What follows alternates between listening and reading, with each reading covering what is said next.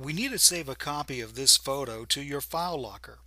So if you haven't already logged onto your file locker, we can go and usually network will do it. There's my file locker, and I'm going to go ahead and connect. Of course, the way you connect is going to be a little different because I'm at home and I'm using my wife's computer again. But I got myself all logged on. In fact, I can see the indicator that I'm on the file locker. So I'm going to go up to File, Click, and I'm going to drag down to Save As. And I'm going to make sure that this is going to the file locker.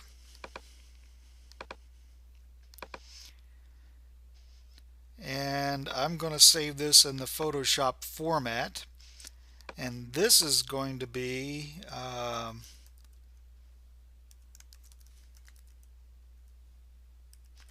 Photoshop 2. Maximum compatibility is always a good idea.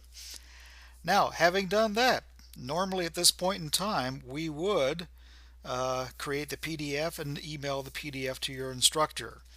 But instead of emailing a PDF to your instructor, we're going to actually print this document.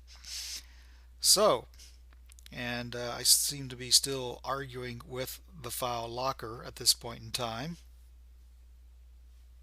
Well, I've actually made my connection, and my computer has made its peace with the file locker. So I'm going to click on File, Click, and drag down to Print. Now,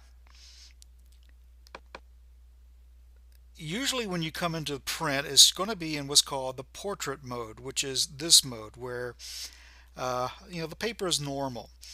But we can tell by the shape of this particular item that this is something that should be in what's called the landscape mode, which is sideways.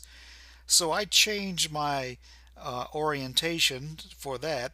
I'm also going to come over here and I'm going to tell this to scale to fit media.